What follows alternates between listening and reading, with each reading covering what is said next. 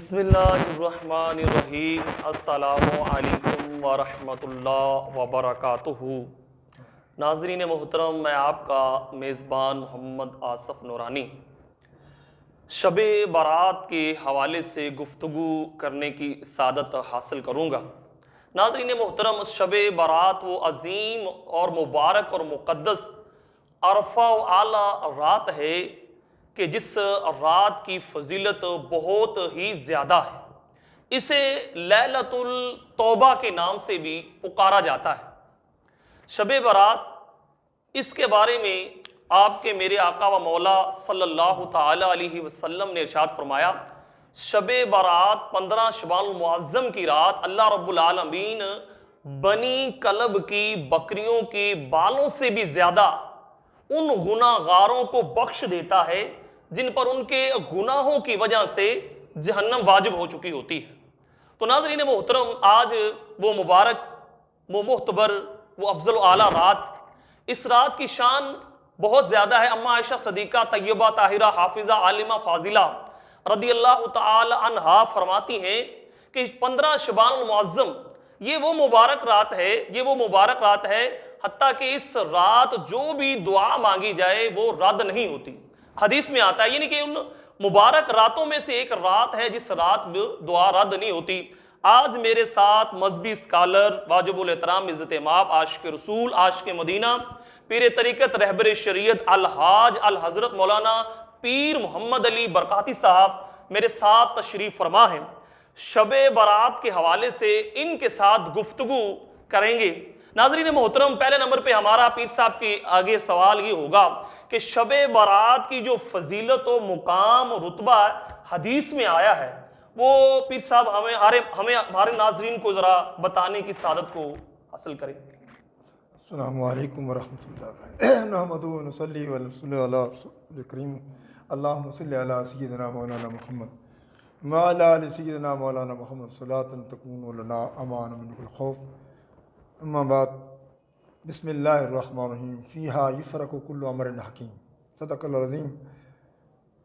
اللہم صلی وسلم وبارک وسلم صلی علیہ۔ آپ حضرات نے ماشاءاللہ یہ انعقاد فرمایا شب برات کے حوالے سے یہ گفتگو ہے، تو یاد رکھیں کہ یہ بڑی عظمت بڑی رات، ایسی رات ہے کہ جس میں رحمت الہی سائلوں کو تلاش کرتی ہے، سبحان اللہ، ماشاءاللہ ماشاءاللہ، اور انسانوں کے جرم ایسیاں معاف کیے جاتے ہیں، ملائکہ کرام کا نزول ہوتا ہے، خوش نصیب حضرات کے ساتھ ملائکہ کرام مصافحہ بھی کرتے ہیں۔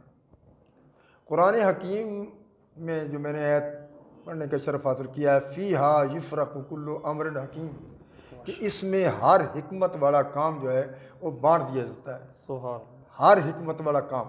چنانچہ اس آیت کے تحت یہ 25 پارہ ہے سورہ دخان شریف ابتدائی آیات نے، اس میں صاحب تفسیر روح البیان علامہ اسماعیل حقی رحمۃ اللہ علیہ آپ فرماتے ہیں، اور دیگر تفاسیر میں بھی موجود ہے، کہ اس سے مراد شب برات کی رات ہے، اور حکمت والے جو کام تقسیم کیے جاتے ہیں وہ یہ ہے کہ جتنوں نے یہاں دنیا میں جن بچوں نے آنا ہے ان کا نام لکھا جاتا ہے، اور جنہوں نے مرنا ہے ان کا نام لکھا جاتا ہے، لوگوں کے رزق لکھے جاتے ہیں، حیات زندگی کے بارے میں لکھا جاتا ہے کہ اتنے کئی ایسے لوگ ہیں جو اپنے عالی شان بلڈنگیں بنا رہے ہیں لیکن ادھر وہاں لکھ دیا گیا کہ وہ قبر میں جانے والے ہیں، کئی ایسے لوگ ہیں کہ جو شراب و کباب میں مشغول ہیں لیکن ان کا زندگی کا پتہ جو ہے کاٹ دیا جاتا ہے۔ تو اس میں اللہ تعالیٰ ہر بات کرنے والے کی عبادت کو قبول فرماتا ہے، سوائے چند بد نصیبوں کے، ان کی علاوہ اللہ پاک۔ اچھا پیر صاحب، آپ نے بڑے اچھے طریقے سے اس پہ روشنی ڈالی ہے کہ یہ بڑی نازک رات ہے۔ پتہ نہیں ہماری قسمت میں، ناظرین محترم، پتہ نہیں کہ ہماری قسمت میں کیا لکھ دیا جائے۔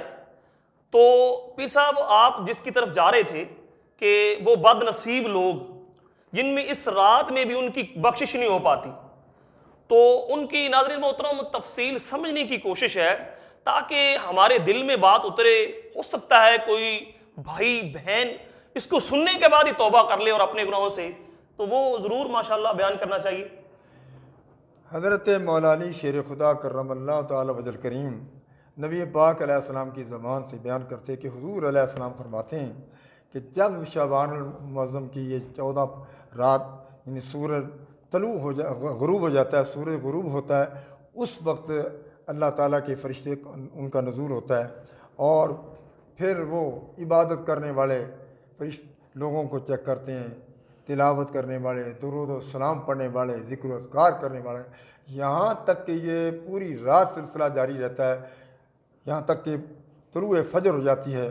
اس وقت جو ہے نا جو بھی دعا مانگے گا، مانگنے والا جتنے بھی ہیں، اللہ کریم سب کی دعاؤں کو شرف قبولیت عطا فرمائے گا، سوائے چند جیسے کہ آپ نے اشارہ کیا جی ان میں ایک کینہ پرور اور دوسرا ماں باپ کا گستاخ آق، ماں باپ کی نافرمانی کرنے والا، آدھی شراب پینے والا اور اپنے چادر کو ٹخنوں سے نیچے روند کر جانے والا، اس کی بھی بخشش نہیں ہوگی تا وقت کہ وہ سچے دل سے توبہ کریں۔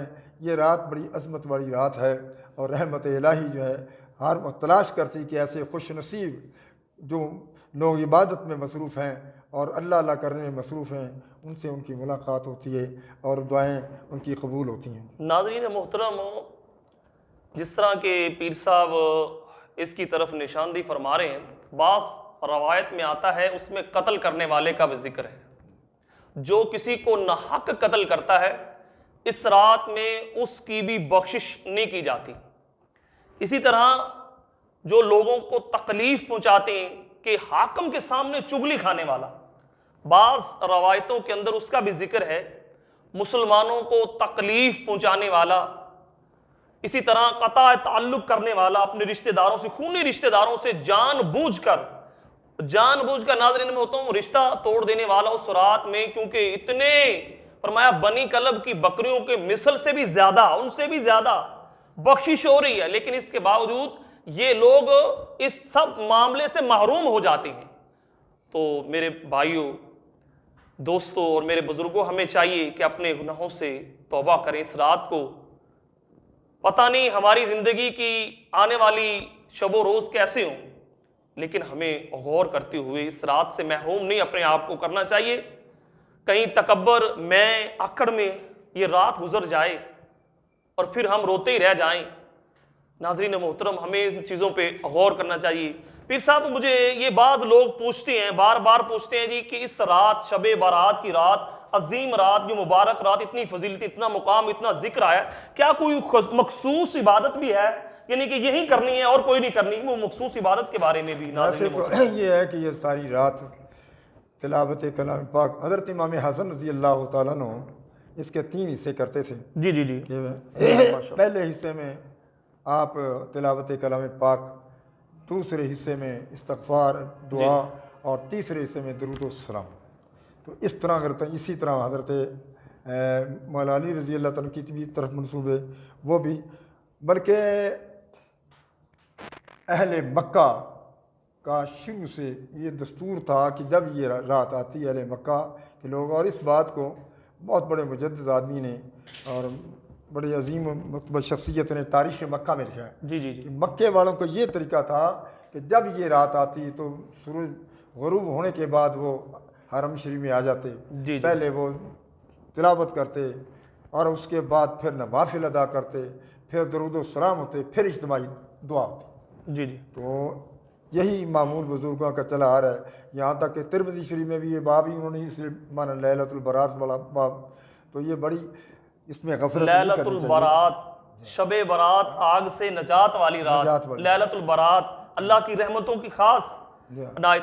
تو ناظرین محترم، جو اس رات میں توبہ کرتا ہے، توبہ کے فضائل پیر محترم کہ توبہ کرنے والے کو کیا مقام ملتا ہے؟ جو توبہ کرتا ہے اللہ پاک اس کے گناہوں کو کس قدر بخش دیتا ہے؟ توبہ کرنے والے کو یہ مقام ملتا ہے کہ سرکار صلی اللہ علیہ وسلم فرماتے ہیں کہ التائب من الذنب کمن لا ذنب لہ۔ سبحان اللہ، گناہوں سے توبہ کرنے والا ایسے ہی ہے جیسے اس نے گناہ کیا ہی نہیں۔ تو یقیناً اللہ کریم ہے، رحیم ہے۔ اگر بنی اسرائیل کے ایک شخص کو جس نے 99 بلکہ 100 قتل کیا تو وہ اللہ تعالیٰ ان کو معاف کر سکتا ہے، تو ہمیں بھی معاف ضرور کرے گا۔ اس لیے اس رات کو جہاں عبادت ہو وہاں نبی پاک علیہ السلام کی اس سنت پہ بھی عمل ہونا چاہیے۔ وہ سنت یہ ہے، اور یہ مختلف حدیثوں میں موجود ہے کہ حضرت ام المومنین ام عائشہ صدیقہ رضی اللہ تعالیٰ عنہا، آپ نے دیکھا کہ رات حضور بستر پر تشریف فرما نہیں ہے، جی جی تو آپ کو خیال آیا پتہ نہیں کہاں جی گئے، جی دوسری ازواج مطہرات کے پاس گئی تو وہاں بھی سرکار نہیں تھے، یہاں تک کہ چلتے چلتے باب جنت البقیع میں پہنچی تو وہاں کیا دیکھتی ہیں کہ نبی کریم علیہ الصلوۃ والسلام نے اپنا سر سجدے میں رکھا ہوا ہے اور دعا کر رہے ہیں۔ دعا کے بعد آپ نے فرمایا کہ عائشہ، یہ وہ رات ہے کہ جس رات اللہ پاک کی اتنی رحمت کا نزول ہوتا ہے، اور اتنی کہ قبیلہ بنی کلب کے بکریوں کے بالوں کے مانند اللہ تعالیٰ گناہ گاروں کو گناہ سے معافی دیتا ہے، جہنم سے آزاد کرتا ہے۔ اس لیے اس رات کو چاہیے۔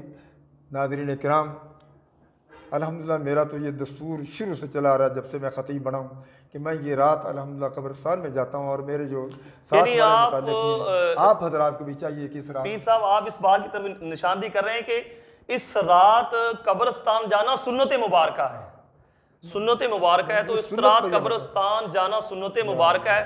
اچھا پیر صاحب، ماشاءاللہ آپ کی آواز بڑی پیاری ہے، سریلی ہے، اور آپ آواز کے بارے میں ایک نامور آدمی ہیں، اور لوگ آپ کی آواز کے ماشاءاللہ آپ کی آواز کے جو اتنے سحر ہو جاتے ہیں، اتنے محبت کرتے ہیں آپ کی آواز سے کہ جہاں ملتے ہیں کہتے ہیں کہ کوئی نہ کوئی کلام سنائیں، تو ہمارے ناظرین کو بھی آج آپ کلام سنائیں، وہ پیارا پیارا۔ کلام اعلیٰ بریلوی رحمۃ جی اللہ جی، نے کہا، کیوں نہیں جی، کیوں نہیں، ماشاءاللہ ماشاءاللہ۔ جو دو کرم شہ بطحا تیرا، واہ وہاں سبحان کیا اللہ، جود و جو کرم، دو کرم شہ بطحا تیرا، وہاں کیا جود و کرم شہ بطحا تیرا، نہیں سنتا ہے نہیں مانگنے والا تیرا، تارے چلتے ہیں عطا کہ وہ ہے قطرہ تیرا، تارے کھلتے سخا کہ وہ ہے ذرہ تیرا، وہاں کیا جود و کرم، اور تیرے ٹکڑوں پہ پلے گئے غیر کی ٹھوکر پہ نہ ڈال یا رسول اللہ صلی اللہ تعالیٰ علیہ وسلم، تیرے ٹکڑوں پہ پڑے ہیں غیر کی ٹھوکر پہ نہ ڈال، جھڑکیاں کھائے کہاں چھوڑ کے صدقہ تیرا، وہاں کیا جود۔ ناظرین محترم، ہم چاہتے ہیں کہ اس مبارک رات میں آپ اور میں شامل ہوں۔ یقیناً جب یہ پروگرام نشر کیا جا رہا ہو تو وہ ایسا ایک لمحہ ہو، شاید وہ قبولیت کی جگہ بن جائے، تو میں عرض کروں گا پیر صاحب سے کہ حضور دعائے خصوصی طور پہ پاکستان کے لیے دعا، اس وبا کے لیے دعا، کتنے لوگ بیمار ہیں اس کے لیے دعا، بڑے لوگ پریشان حال ہیں ان سب کے لیے دعا فرمائیے۔ بسم اللہ۔ اللہم صلی علی سیدنا مولانا محمد وعلی آل سیدنا مولانا محمد صلاة دائمة مقبولة تؤدی بها الناق العظیم۔ اللہم ربنا آتنا فی الدنیا حسنة وفی الآخرة حسنة وقنا عذاب النار وادخلنا الجنة مع الابرار، یا عزیز و یا غفار یا رب العالمین، یا الہ العالمین۔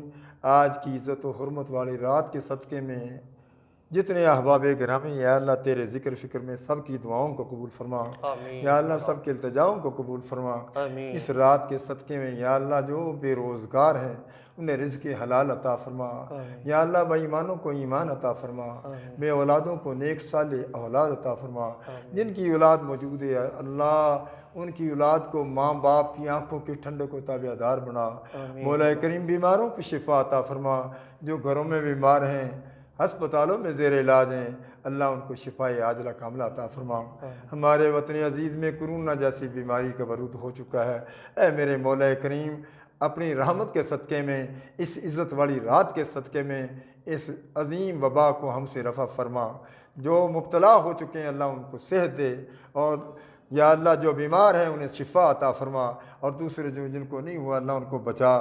یا اللہ ہمارے وطن عزیز پاکستان کو استحکام عطا فرما، پاکستان کو اندرونی بیرونی خلفشار سے محفوظ فرما، پاکستان کے دشمنوں کو نیست و نابود فرما۔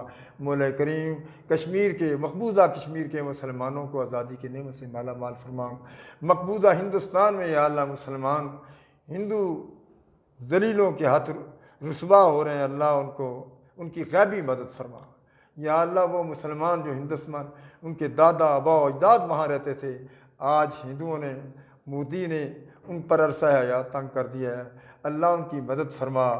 مودی اور ان جیسے بغیرتوں کو یا اللہ بغیرت کو یا اللہ جہنم میں قعر مذلت میں داخل فرما۔ مولا کریم فلسطین کے مسلمانوں کو آزادی عطا فرما، یا اللہ فلسطین کے مسلمانوں کو آزادی عطا فرما۔ مسجد اقصیٰ جہاں تیرے محبوب علیہ السلام نے 1,24,000 انبیاء کرام علیہ السلام کی امامت فرمائی تھی، یا اللہ آج وہ یہودی گور کر دیکھ رہے ہیں اور مسلمانوں کو نماز نہیں پڑھنے دیتے۔ اللہ اس یہودی گنڈوں سے یا اللہ مسلمانوں کو نجات دے، مسجد کو واگزار فرما۔ اے میرے مولا کریم جنہوں نے دعا کے لیے کہا ہے ان کی جائز دعاؤں کو قبول فرما۔ یہ ہمارا جو چینل ہے اللہ اس کو رات 8 گنا دن 16 گنا ترقی عطا فرما۔ اللہ رب اغفر وارحم انت خیر الراحمین موفوض عمری اللہ ان اللہ بصیر بالعباد صلی اللہ تعالیٰ علی خیر خلقی سیدنا مولانا محمد۔ ناظرین محترم آپ اس چینل کو لائک کریں، اس پروگرام کو شیئر کریں۔ PPC نیوز انشاءاللہ اچھے پروگرام آپ کو دیتا رہے گا، دعا میں یاد رکھیے۔ السلام علیکم۔